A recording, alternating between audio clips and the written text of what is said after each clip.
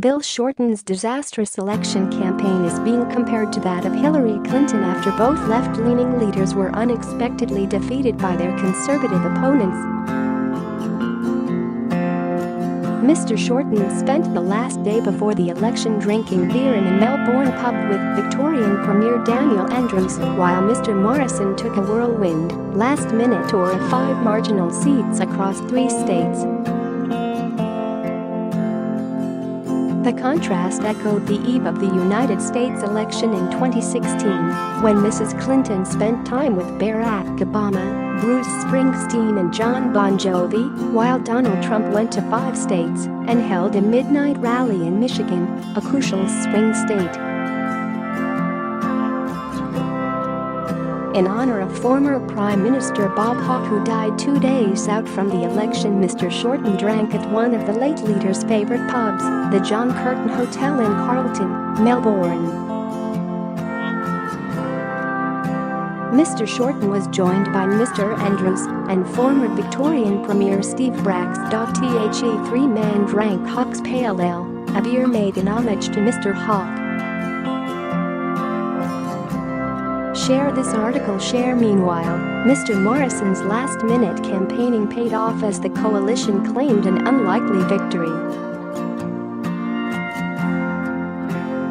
The coalition tracked 20 marginal seats and tailored its campaign towards them. On the marginals we were always ahead, and the momentum was going our way, a Liberal source told the Sydney Morning Herald. Mr. Morrison had visited Tasmania 7 times by the end of the campaign's first week, and the seats of Longman and Bribie Island in Queensland were also targeted in the campaign. The Liberal leader praised quiet Australians for his miracle election win. They have their dreams, they have their aspirations, to get a job, to get an apprenticeship, to start a business, to meet someone amazing, to start a family, to buy a home, to work hard, and provide the best you can for your kids, to save for your retirement, Mr. Morrison said. These are the quiet Australians who have won a great victory tonight. Tonight is about every single Australian who depends on their government to put them first. Much like Trump, opinion polls had trended towards Mr. Morrison's opponents, and Sportsbet were so confident of a Labour victory they had paid out on bets days before the ballot.